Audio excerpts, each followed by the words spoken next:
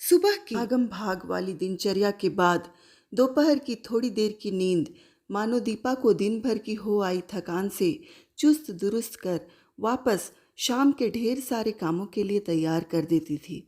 दोपहर का यही वो समय होता जो नितांत उसका अपना होता।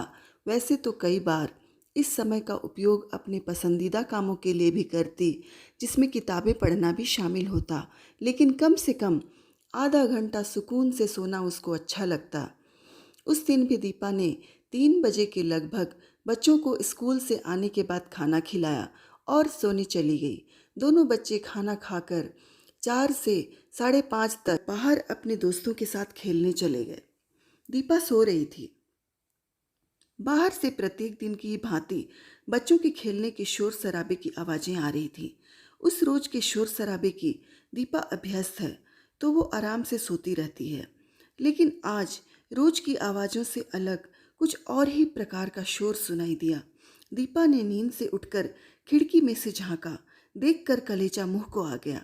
बाहर क्रिकेट खेल रहे किशोर व बच्चों में से एक बच्चे को सड़क पर पटक कर सामने ही के घर में रहने वाले पड़ोसी को उसे बुरी तरह से लात घूंसों से पीटते देख वो तेजी से भागकर बाहर निकली और बच्चे को उन सज्जन से छुड़ाने की कोशिश करने में उसने आस पड़ोस में मदद के लिए देखा तो हैरत में आ गई कि लोग अपने अपने घरों से बाहर या फिर बालकनी में खड़े खड़े बस तमाशा देख रहे हैं।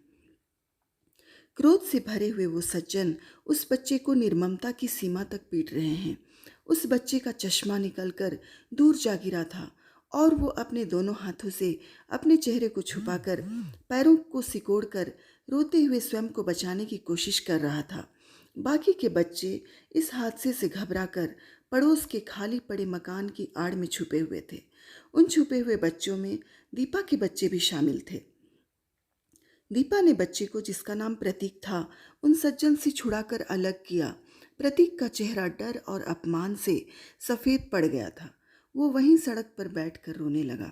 दीपा को आया देख छुपे हुए बाकी बच्चे भी निकल आए।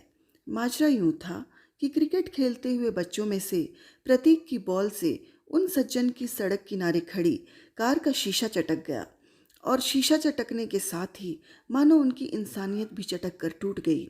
भौतिकतावादी इस युग में इंसान किस कदर असंवेदनशील हो जाता है, वो सज्जन इस बात का जीता जागता उदाहरण थे। तो वहीं खड़े वो तमाम समझदार पढ़े लिखे पड़ोसी उनसे भी गए गुजरे इंसानियत को ताक में रखकर अपनी मरी हुई संवेदनाओं के साथ तमाशबीन बने मासूम बच्चे की निर्मम पिटाई का तमाशा देख रहे थे। भाई साहब, शीशा ही तो चटका था। इतनी सी बात के लिए बच्चे को इतनी बेरहमी से पीटना कहाँ की इंसानियत है? दीपा ने तैश में आकर पूछा। कहीं ज़्यादा लग जाती उसको तो? आपकी कार का कांच तो फिर भी बदल जाएगा, पर इस बच्चे के शरीर और मन पर जो आपने घाव दिए हैं उसको क्या आप मिटा पाएंगे? प्रतीक को दीपा ने पानी पिलाया। वो अब भी हाथों से चेहरा ढककर रोए जा रहा था। जाओ, जाकर प्रतीक की मम्मी को बुला लाओ, दीपा ने अपने बेटे को कहा। प्रतीक अपनी माँ का इकलौता बेटा था जो 9वीं कक्षा का छात्र था। प्रतीक के मम्मी पापा का तलाक हो चुका था और वो अपनी माँ के साथ नानी के घर पर रहता था। प्रतीक की मम्मी ने अपने बेटे की ये दशा देखी तो दुख, क्षोभ और गुस्से से उनकी आंखें झलझला आईं। दीपा के साथ वो उन सज्जन के घर गई। भाई साहब, मेरे बेटे ने आपकी कार का शीशा तोड़ा, मैं आपको उसका मुआवजा दे दूंगी, किंतु आपने उसके साथ जो किया, क्या वो उचित था? वो क्षोभ से बोली और वापस आ गई। क्रोध का आवेग जब उतरा तो अपने पीछे पश्चाताप का ऐसा कीचड़ छोड़ गया जिसमें लिपटा उन सज्जन का मन अब अपना वो दाग धो लेने को व्याकुल हो उठा। अगले ही दिन प्रतीक के घर जाकर उसको चॉकलेट्स देकर अपनी इस अक्षम्य भूल के लिए उसकी मम्मी से उन्होंने क्षमा मांगी।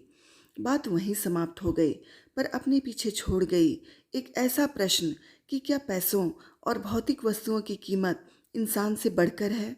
आधुनिकीकरण के इस जंगल में आम इंसान अपनी संवेदनाओं को भुलाकर वहशी पशु सदृश बनता जा रहा है। जहाँ प्रेम, स्नेह, करुणा, दया की भावनाओं का स्थान पैसों ने ले लिया है। शीशा टूटने की आवाज़ तो जोर से आती है, किंतु इंसानियत कब दरकती जाती है किसी को पता ही नहीं चलता।